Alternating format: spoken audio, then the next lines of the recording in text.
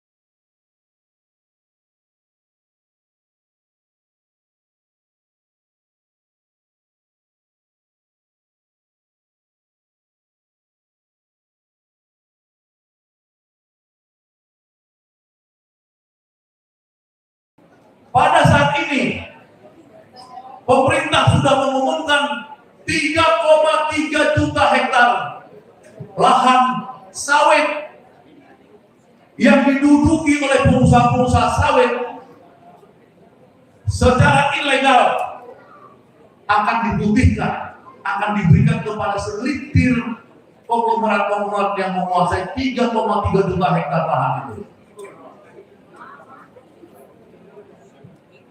Padahal satu Jawa Tengah aja cuma punya 1 juta hektar lahan untuk panen.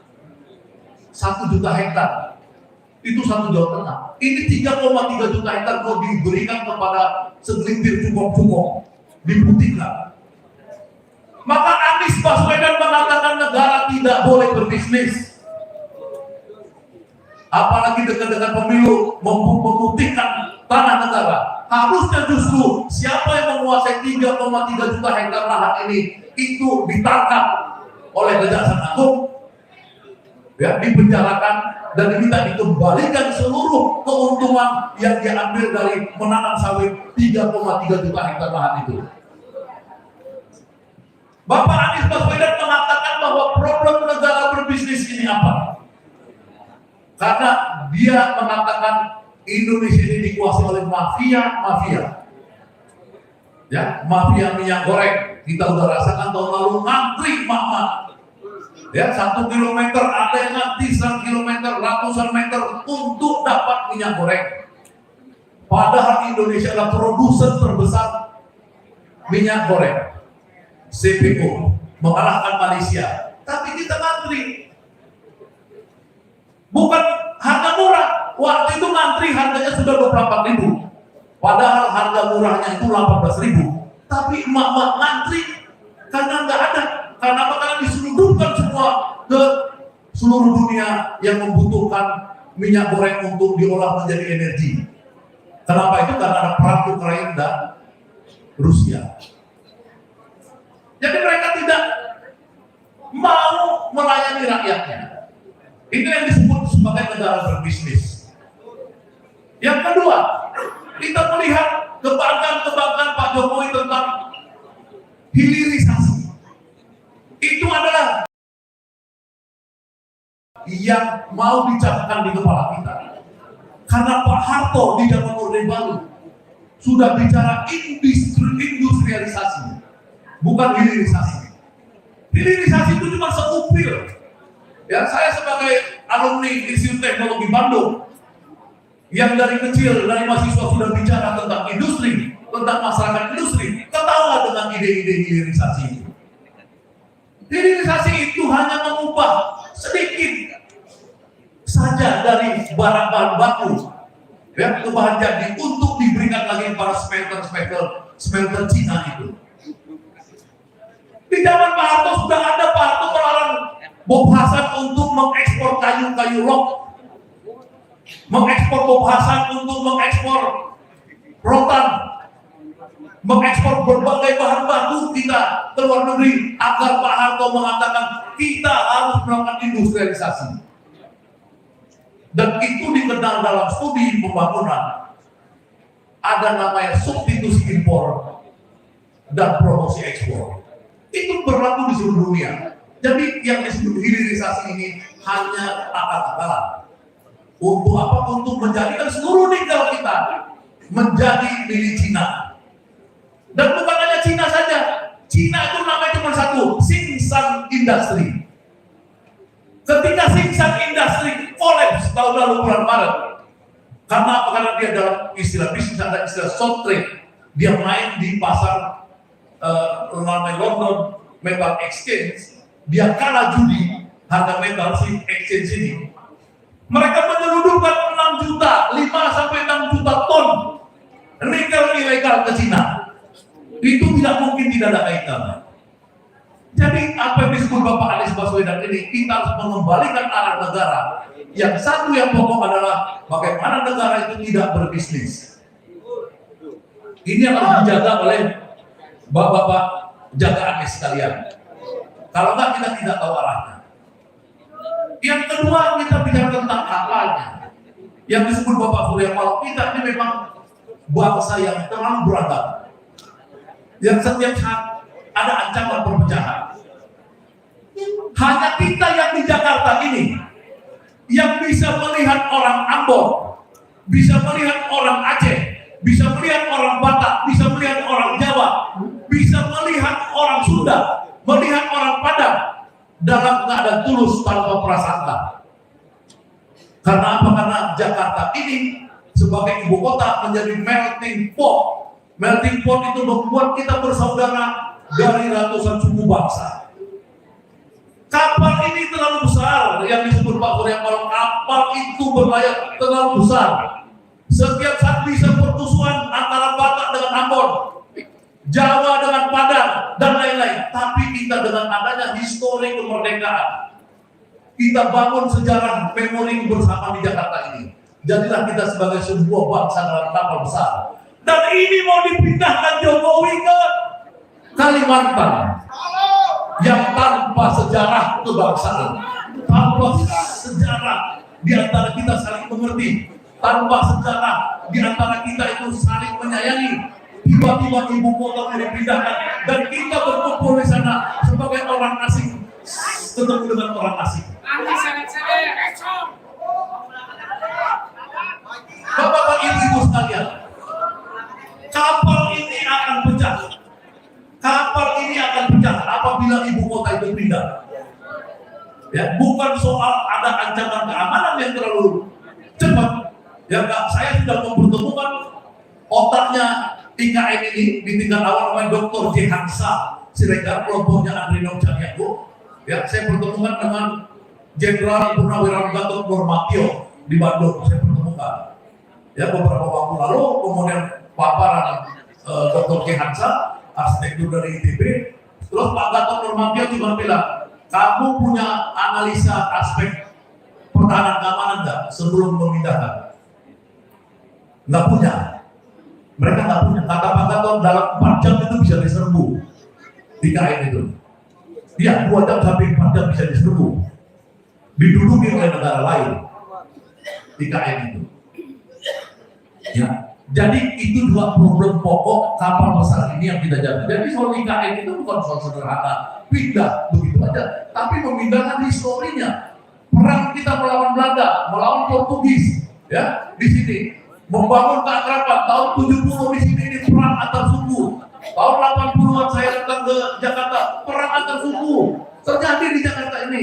Preman-preman kampung ini, kampung itu, Ambon, Batak, Surabaya, Tanah apa, perang di sini. Sekarang udah bagus, udah damai, udah enak, mau dipindahkan saya tanya. Ini yang harus kita jaga. Ya. Yang ketiga yang mau dijaga tema Bapak Anies Baswedan yang saya lihat dari pikiran-pikiran dia adalah bagaimana membuat orang miskin bisa punya tanah.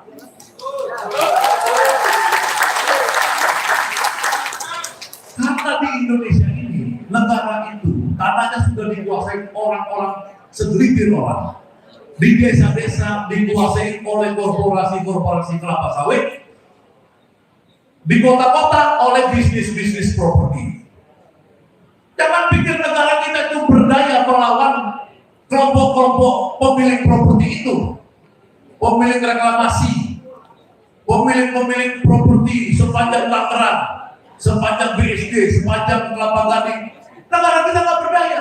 Karena itu properti itu sekarang negara dalam negara. Tahu akibatnya apa? Akibatnya anak-anak kita yang muda-muda tamat kuliah, kawin, tidak pernah punya kesempatan punya rumah yang terjangkau.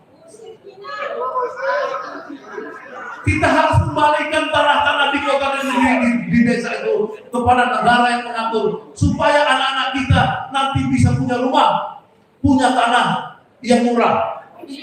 Dan itu Pak Anies Baswedan dalam wawancara di ILC saya lihat berapa waktu lalu mengatakan bahwa tidak ada gunanya merdeka kalau rakyat kita tidak punya tanah.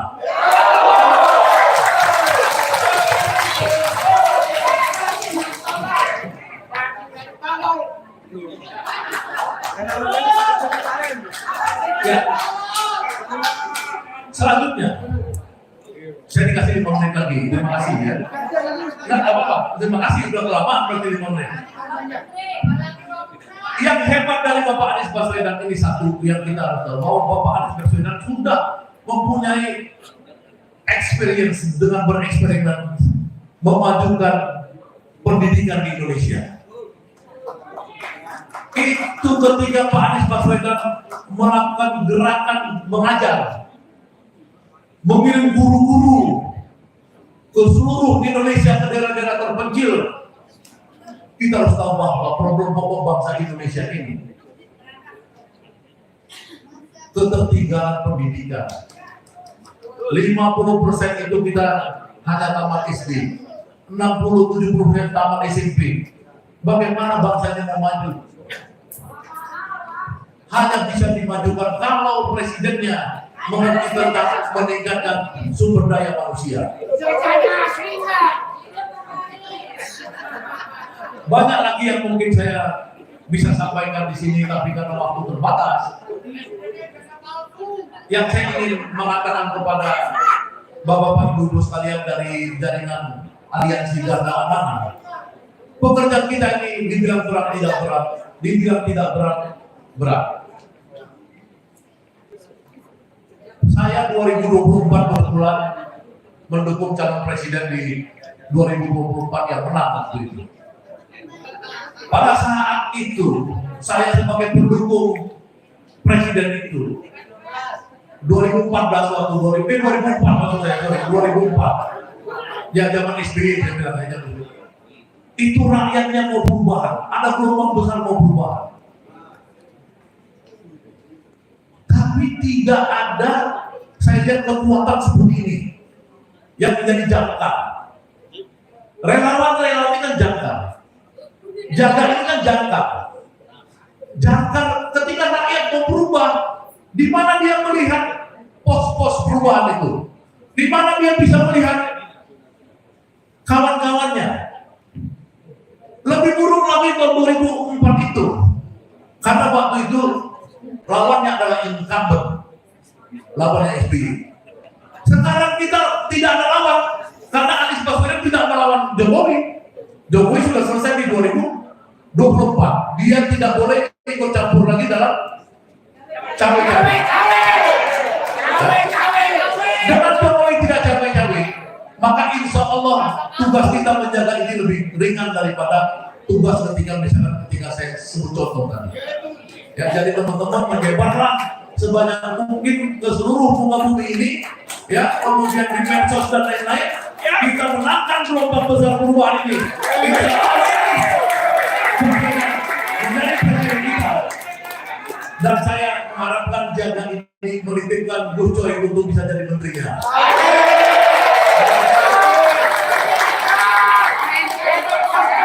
Dia ini adalah orang baik, ya, kadernya Gus Dur, orang baik yang saya kenal puluhan tahun.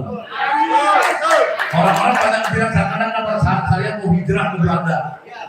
Saya sebentar lagi berangkat ke Belanda, nanti kalau di pemilu saya mau tinggal di sana.